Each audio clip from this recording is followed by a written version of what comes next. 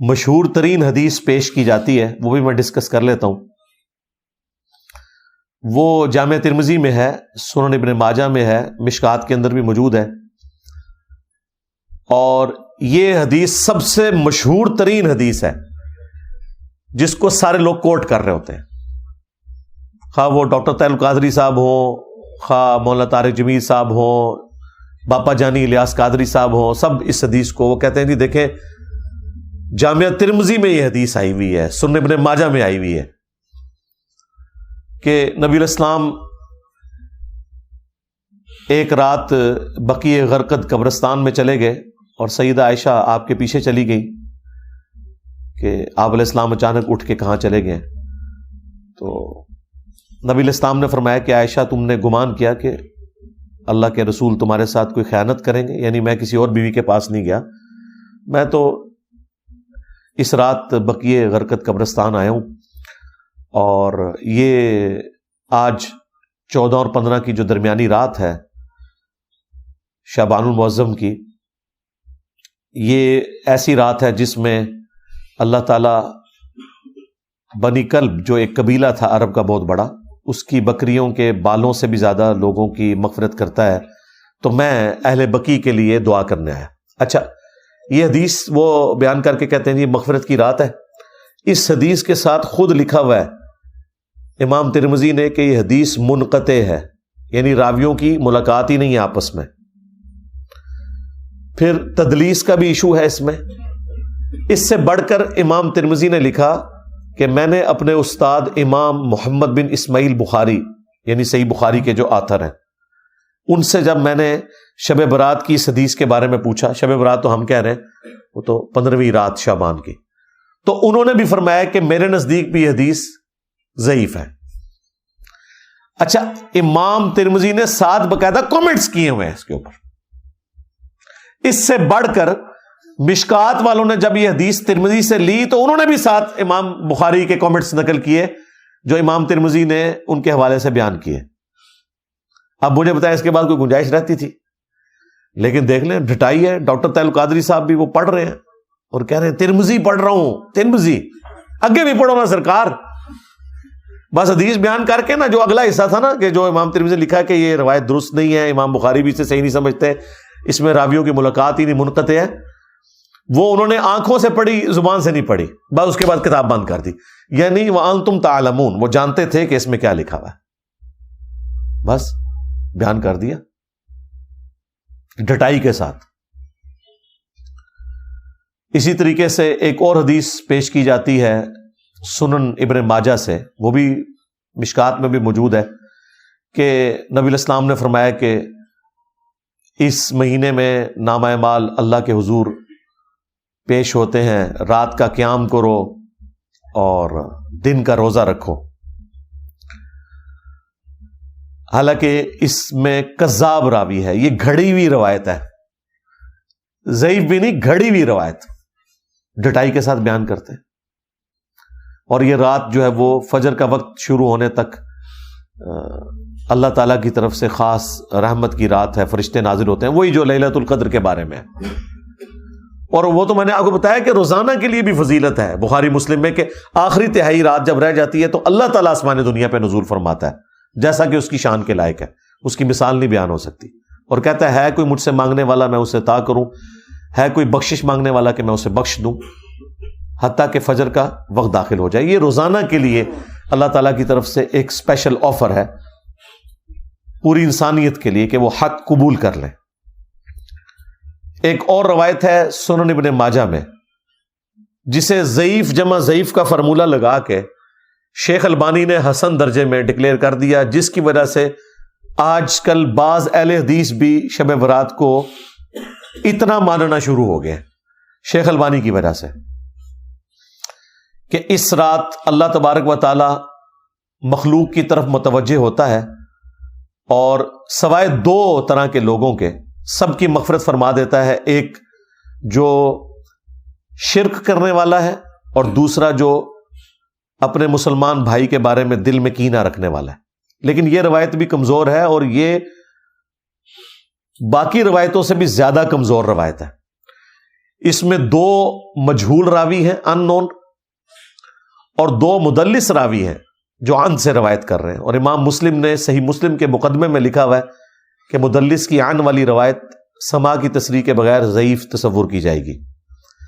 4 سکم ہے اس روایت کے اندر. اس کے باوجود شیخ البانی نے چونکہ اسے حسن لکھ دیا، اور وہ حسن لکھ رہی ہے ضعیف جمع ضعیف، وہ آج بریلوی بھی کوٹ کرتے ہیں، دیوبندی بھی، اور بعض اہل حدیث بھی کوٹ کرتے ہیں. اور جو شیخ البانی کی اس تحکیم کے ساتھ ایگری نہیں کرتے اہل حدیث، ان کی بھی جرت نہیں ہے کہ وہ شیخ البانی کا رد کریں کہ یار انہوں نے اس کے اوپر جو حکم لگایا وہ ٹھیک نہیں لگایا. میں آپ کو مزے کی بات بتاؤں، آلموسٹ کوئی 13-14 سال پہلے کی بات ہے، نئے نئے جب ہم اہل حدیث کی طرف آئے تو اس وقت بڑا جوش بھی تھا. تو میں I-10 کی مسجد میں، دارالسلام نام کی ایک مسجد ہے گرین بیلٹ کے اوپر I-10 2 میں، وہاں جمعہ میں نے پڑھا تو وہ شب برات کے حوالے سے گرج رہے تھے بریلویوں کے اوپر نا، وہاں کے جو عالم صاحب تھے.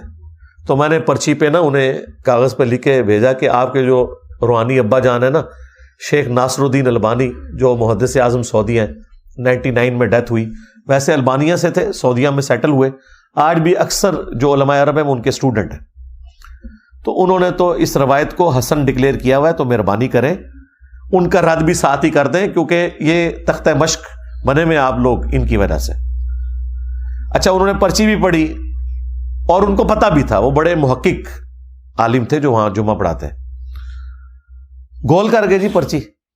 بعد میں نے ان کو ملا، اب وہ ڈرے ہوئے تھے، ان کو پتا تھا میں تو مطلب نیا نیا اس طرف گیا ہوا تھا، تو آپ پتہ نئے نئے بندے میں جوش ہی کتنا ہوتا ہے. میں نے کہا یہ کیا آپ نے کیا؟ انہوں نے کہا جی کیوں آپ نے ہماری پبلک کو بھی ہمارے خلاف کرنا ہے؟ پہلے ہم دوسروں کے ساتھ پنگا لیے ہوئے ہیں، ادھر ہم اپنے کے خلاف بھی پنگا لے لیں گے تو ادھر تو وہ کہیں گے جی اپنے بزرگوں کو ہی رگڑ رہے ہیں. یہ وجہ ہے میرے بھائی لوگ حق قبول نہیں کرتے. کہتے ہیں جی قادیانی کیوں نہیں مانتے؟ بھائی جب تم چشتی دجال اور تھانوی دجال کا جھوٹا دفاع کرو گے یا ان کے دفاع کرنے والے علماء کا جھوٹا دفاع کرو گے تو بھائی تم قادیانیوں کو کیسے اسلام کی دعوت دے سکتے ہو؟ ہمارے اس پلیٹ فارم کی برکت سے الحمدللہ درجنوں قادیانیوں نے اسلام قبول کیا ود فیملی. وہ مجھے بتاتے ہیں آ کے، لیکن میں نے آج تک کسی کو ساتھ بٹھا کے ویڈیو نہیں کبھی ریکارڈ کروائی. ان کے پاس کوئی ایک بندہ آ جائے نا تو سارے فرقوں میں اسے گھماتے ہیں اور چندہ اکٹھا کرتے ہیں، کیونکہ ان کا مقصد چندہ اکٹھا کرنا ہے. ختم نبوت کے اوپر جتنا چندہ ملتا ہے اور کسی کام پہ نہیں ملتا. اسی لیے دیکھیں دنیا کا جو فارغ ترین انسان ہے نا وہ بھی یہ کہتا ہے میں ختم نبوت پہ کام کر رہا ہوں. یہ حق خطیب کو دیکھ لینا، میں ختم نبوت، یہ ان کا طریقہ واردات ہے. اچھا، اب اقرار اس کی غلط حرکتوں سے اسے روکنے گیا تو وہ کہہ رہا ہے یہ مجھے ختم نبوت پہ کام کرنے سے روک رہے ہیں. دیکھ لو، تو یہ ختم نبوت کے پیچھے چھپتے ہیں، حالانکہ ختم نبوت کے اوپر یہ ڈاکہ مار رہے ہیں. جس کاز کو یہ نقصان پہنچا رہے ہیں اس کے پیچھے چھپ رہے ہیں. تو یہ ان کا اسکیپ روٹ ہے. خیر وہ عالم صاحب نے خیر اگلے جمعے میں بھی اس کو بیان نہیں کیا. تو یہ روایت بھائی اس میں 4 سکم ہے، 2 مجہول راوی ہیں، 2 مدلس ہیں، عن سے روایت کر رہے ہیں. اور شیخ زبیر لزئی صاحب نے اس حدیث پہ حکم جب لگایا نا، مشکات میں بھی یہ حدیث آئی ہے، تو انہوں نے فٹ نوٹ پہ لکھا کہ یہ روایت تو اندھیروں میں ڈوبی ہوئی روایت ہے، دور دور تک اس میں تو روشنی کی کوئی کرن بھی باقی نہیں ہے. کیونکہ وہ بیسیکلی شیخ البانی پہ ٹونٹ کر رہے تھے کہ تم نے حسن کہاں سے بنا دیا، یہ تو ضعیف سے بھی کوئی آگے درجے کی چیز ہے، تم نے حسن کیسے بنا دیا. تو شیخ زبیر لزئی رحمہ اللہ ہمارے استاد، انہوں نے باقاعدہ اس کے اوپر تحقیم کی اور انہوں نے باقاعدہ ایک پورا مضمون لکھا تھا جو ان کے مقالات کی پہلی جلد میں چھپا ہوا ہے، جس میں جتنی بھی روایتیں اس حوالے سے ہیں نا وہ انہوں نے ڈسکس کر کے ایک ایک کے اوپر حکم لگایا اور بتایا کہ بھئی صحیح بات کتنی تھی اور یہ بعد میں یہ بات کس نے ایڈ کر دی ہوئی ہے. اسی طریقے سے ایک اور روایت مشکات کے اندر آئی ہے شعب الایمان امام بیہقی کی کتاب کے ریفرنس سے کہ اس رات میں اللہ تعالیٰ کے فرشتے نازل ہوتے ہیں، یہ رات فجر کا وقت داخل ہونے تک جو سلامتی والی رات ہے، اس میں نامہ اعمال اللہ کے حضور پیش ہوتے ہیں، دن کا روزہ رکھو، اور اس طرح کے مختلف الفاظ. وہ بھی بالکل مردود روایت ہے، اس کے اوپر بھی شیخ صاحب نے حکم لگایا، مشکات کے اندر بھی، لیکن ایمانداری انہوں نے کی، اس کے فٹ نوٹ پہ لکھ دیا کہ یہ بات تو درست ہے کہ شعبان کے مہینے میں نامہ اعمال اللہ کے حضور پیش ہوتے ہیں، یہ بات درست ہے۔ سنن نسائی کی حدیث جو تھی وہ انہوں نے فٹ نوٹ پہ لکھ دی کہ ہم اس بات کو مانتے ہیں کہ شعبان کا مہینہ وہ مہینہ ہے جس میں نامہ اعمال اللہ کے حضور پیش ہوتے ہیں۔ وہ پوری حدیث یوں ہے کہ اسامہ ابن زید رضی اللہ تعالیٰ عنہ کہتے ہیں کہ نبی الاسلام سے ہم نے پوچھا کہ آپ شعبان کے مہینے میں اتنے روزے رکھتے ہیں کہ اتنے نفلی روزے آپ کسی اور مہینے میں نہیں رکھتے، تو اس کی وجہ کیا ہے؟ تو آپ صلی اللہ علیہ وآلہ وسلم نے فرمایا کہ اکثریت لوگوں کی رجب اور رمضان کے درمیان والے اس مہینے کی فضیلت سے غافل ہے۔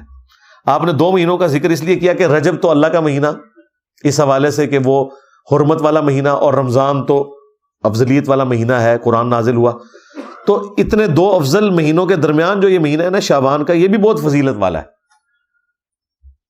پھر آپ علیہ السلام نے فرمایا کہ اس مہینے میں اللہ کے حضور نامہ اعمال پیش ہوتے ہیں، اور میری خواہش ہے کہ جب میرا نامہ اعمال اللہ کے حضور پیش ہو تو میں روزے کی حالت سے ہوں، اس لیے میں روزے رکھتا ہوں کثرت سے۔ اچھا، یہ بڑا اچھا موقع تھا کہ نبی علیہ السلام پھر پورے شعبان میں روزے نہ رکھتے، ایک 15ویں شعبان کو رکھ کے کہتے کہ یہی وہ رات ہے۔ یہ بھی اس بات کا ثبوت ہے کہ وہ اس طرح کی رات والا معاملہ کوئی نہیں۔ البتہ ایک روایت شعب الایمان امام بیہقی کی کتاب میں ہی ہے صحیح سند کے ساتھ، اور وہ ایک تابعی کا قول ہے، شام کے ایک تابعی تھے مکحول رحمہ اللہ، مشہور تابعی ہیں، لیکن یہ اس حوالے سے بھی مشہور ہے کہ اس قسم کی ساری عجیب و غریب روایتیں بھی انہوں نے بیان کی ہوئی ہیں۔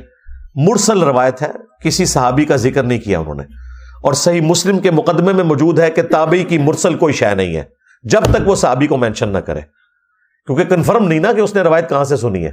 اگر صحابی سے سنی ہوتی تو بیان کر دیتے، بل وہ ان کا اپنا قول ہے انہی الفاظ کے ساتھ جو سنن ابن ماجہ میں وہ ضعیف روایت تھی کہ اس رات اللہ تعالیٰ سب کی مغفرت کر دیتا ہے سوائے شرک کرنے والے کے اور کینہ پرور شخص کے۔ تو یہ روایت سندن تو درست ہے لیکن صرف تابعی کا قول ہے، اس لیے یہ بھی کوئی اس حوالے سے حجت نہیں ہے۔ لیکن وہ بات اپنی جگہ درست ہے جو میں نے بتائی کہ سنن نسائی میں واضح حدیث ہے کہ نبی علیہ السلام اس مہینے میں کثرت سے روزے رکھتے تھے، کیونکہ آپ علیہ السلام نے فرمایا کہ نامہ اعمال اللہ کے حضور پیش ہوتے ہیں اس مہینے کے اندر۔ بلکہ صحیح بخاری اور صحیح مسلم دونوں میں موجود ہے کہ نبی صلی اللہ علیہ وآلہ وسلم رمضان کے بعد سب سے زیادہ روزے جس مہینے میں رکھتے تھے وہ شعبان کا مہینہ ہوتا تھا۔ تو شعبان کے مہینے کے روزوں کی فضیلت اپنی جگہ ہے، حتیٰ کہ بخاری اور مسلم دونوں میں حدیث ہے، اما عائشہ سلام اللہ علیہا کہتی ہیں کہ میرے جو رمضان میں مخصوص ایام کے روزے چھوٹ جاتے تھے تو میں ان کی قضا اگلے شعبان میں دیتی تھی، کیونکہ شعبان میں نبی علیہ السلام جو ہے وہ کثرت سے روزے رکھتے تھے۔ بیسیکلی انہوں نے کوڈ ورڈ میں بات کی، وہ جو حدیث ہے نا بخاری مسلم میں کہ کوئی بھی بیوی اپنے خامند کی مرضی کے بغیر روزہ نہیں رکھ سکتی، یعنی اس میں امپلائیڈ ہے کہ خامند اپنی بیوی کے ساتھ جو ازدواجی تعلق ہے وہ دن کے وقت بھی قائم کر سکتا ہے۔ تو اما عائشہ جو کہہ رہی ہے نا کہ میں روزے شعبان میں رکھتی تھی رمضان کے قضا کیے ہوئے، کیونکہ نبی علیہ السلام نے روزہ رکھا ہوتا تھا، یعنی اب امپلائیڈ تھا کہ مجھے اب اجازت کی ضرورت نہیں ہے، نبی علیہ السلام خود روزے سے، تو میں اپنے روزوں کی قضا دے لیتی تھی۔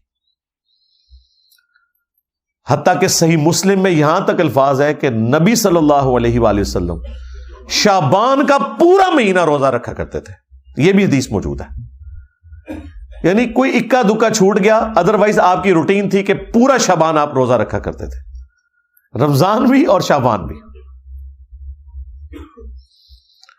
پھر صحیح مسلم میں یہ حدیث ہے، نبی صلی اللہ علیہ وآلہ وسلم ہر پیر کو اور ہر جمعرات کو بھی روزہ رکھا کرتے تھے، اور ترمذی میں تو الفاظ ہیں یہ اس لیے میں رکھتا ہوں کہ نامہ اعمال ہر پیر اور جمعرات کو اللہ کے حضور پیش ہوتے ہیں، میری خواہش ہے کہ میں روزے کی حالت سے ہوں۔ ایک اور حدیث بھی ہے مسلم میں کہ نبی علیہ السلام پیر کا روزہ اس لیے رکھتے تھے فیہ ولدت وفیہ انزل علیہ کہ اس دن میں پیدا ہوا، اس دن مجھ پہ پہلی دفعہ وحی نازل ہوئی، وہ بھی ہے۔ ایک پیر اور جمعرات والی بھی ہے کہ نامہ اعمال اللہ تعالیٰ کے حضور پیش ہو۔ تو اب دیکھ لیں، نامہ اعمال شعبان کے مہینے میں بھی پیش ہوتے ہیں، نامہ اعمال پیر اور جمعرات کو بھی پیش ہوتے ہیں، یعنی شعبان کے مہینے میں جو سال پورے کا ریکارڈ اللہ کے پاس جاتا ہے، پورے ہفتے کا ریکارڈ جو ہے وہ پیر اور جمعرات کو، اور روزانہ بھی ہوتا ہے، جو بخاری مسلم میں حدیث ہے کہ فرشتے فجر اور عصر کے وقت ڈیوٹیاں اپنی بدلتے ہیں۔ فجر والے فرشتے جب عصر کے وقت واپس جاتے ہیں، اللہ تعالیٰ سب کچھ جانتا ہے، اس کے باوجود پوچھتا ہے کہ میرے بندوں کو کس حال میں پایا، تو وہ کہتے ہیں کہ گئے تھے تو فجر پڑھ رہے تھے، آئے تھے تو عصر پڑھ رہے تھے۔ اس طرح عصر والے جب فجر کے وقت واپس جاتے ہیں، وہ کہتے ہیں جب ہم گئے تھے عصر پڑھ رہے تھے، وہ جب واپس آئے تو فجر پڑھ رہے تھے۔ فرشتے بھی انسانوں کی خدمت میں لگائے ہوئے اللہ تعالیٰ نے۔ اللہ تعالیٰ نے انسانوں کو سب سے زیادہ سیریس لیا ہوا ہے اس کائنات میں، اور انسانوں نے سب سے زیادہ نان سیریس اپنے رب کو لیا ہوا ہے۔ یہ کتنی خطرناک بات ہے۔ اللہ کے نزدیک سب سے زیادہ سیریس مخلوق انسان ہے، فرشتے اس کی خدمت میں لگے ہوئے ہیں۔ تو نامہ اعمال پیر اور جمعرات کو بھی ہر ہفتے، پھر سال کے بعد بھی شعبان کے مہینے میں، اور روزانہ بھی فجر اور عصر کے وقت۔ یعنی یہ میں نے آپ کو وہ ساری روٹین بتا دی جو اللہ تعالیٰ کے حضور پیشی ہوتی ہے۔ تو نبی علیہ السلام اس لیے روزوں کا اہتمام شعبان میں زیادہ کیا کرتے تھے، یعنی آپ کے 11 روزے تو کنفرم ہوتے تھے ہر مہینے کے، 8 تو آپ کر لیں پیر اور جمعرات، 4 دفعہ سوموار کا دن آتا ہے، 4 دفعہ جمعرات کا دن، 8 روزے یہ، اور 3 ایام بیز کے، 13، 14 اور 15، جب خوب روشن ہوتا ہے نا چاند، ایام بیز اسے کہتے ہیں، 3 یعنی چاند جب گول ہونے کے روزے ہیں۔ یہ نبی اسلام کی روٹین میں تھے۔ ایون سنن نسائی میں یہاں تک آیا کہ نبی الاسلام سفر میں بھی یہ روزے رکھا کرتے تھے ایام بیز کے۔ ویسے آپ نے اجازت دی ہوئی ہے، صحیح مسلم میں حدیث ہے کہ جو شخص مہینے میں 3 روزے رکھ لے وہ اسی طریقے سے ہے گویا اس نے ہمیشہ کے روزے رکھے، اور اس میں کوئی قید نہیں کہ آپ نے کب رکھنے، 3 روزے مہینے میں۔ اور اس کا بھی آسان ورژن میں نے آپ کو بتا دیا ہے کہ شوال کے 6 روزے رکھ لیں، وہ بھی صحیح مسلم میں ہے، رمضان کے بعد، تو وہ بھی پوری زندگی کے روزے ہیں، ہر مہینے بھی 3 رکھنے کی ضرورت نہیں، لیکن اگر وہ رکھنا چاہتا ہے بہت اچھی بات ہے۔ بخاری مسلم میں حدیث ہے، ابو ہریرہ رضی اللہ تعالیٰ عنہ کہتے ہیں کہ نبی علیہ السلام نے مجھے 3 نصیحتیں کی تھی۔ نمبر 1، مہینے میں 3 روزے ضرور رکھنا، کوئی سے 3 دن، بہتر ہے اس میں ایام 20، 13، 14، 15۔ نمبر 2، اشراق کی نماز، اشراق کہہ لیں، چاشت کہہ لیں، دوحہ کہہ لیں، یہ سارے ایک ہی نماز، اوابین بھی اسی کا آیا ہے، صحیح مسلم میں اوابین کا لفظ بھی آیا اس نماز کے لیے، جو سورج بلند ہونے کے بعد پڑھی جاتی ہے۔ اور تیسرا فرمایا رات کو سونے سے پہلے وتر پڑھ لینا۔ ویسے افضل تو ہے آخری پہر میں پڑھنا، لیکن جس کے لیے آسانی ہے، جو یہ سمجھتا ہے کہ میرے لیے آخری وقت میں اٹھنا مشکل ہے، تو وہ رات کو وتر پڑھ کے سوئے۔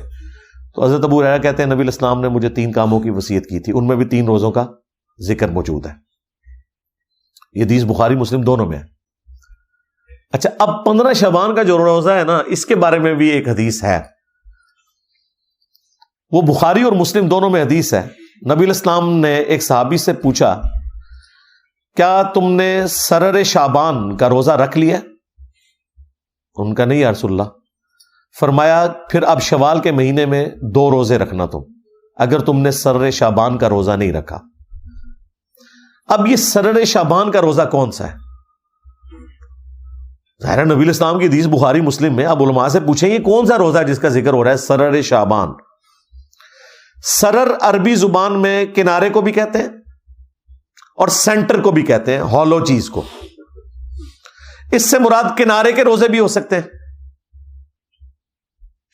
لیکن وہ تو بخاری مسلم میں حدیث ہے کہ نبی علیہ السلام نے فرمایا کوئی بھی شخص جب رمضان شروع ہونے میں 2 دن رہ جائیں تو وہ روزہ نہ رکھے، یعنی وہ رمضان کو پروٹوکول دے کہ رمضان سے پھر روزے سٹارٹ کرے، سوائے اس شخص کے کہ جو پورا مہینہ روزے رکھ رہا ہو، اس کے لیے آپ علیہ السلام نے اجازت دی۔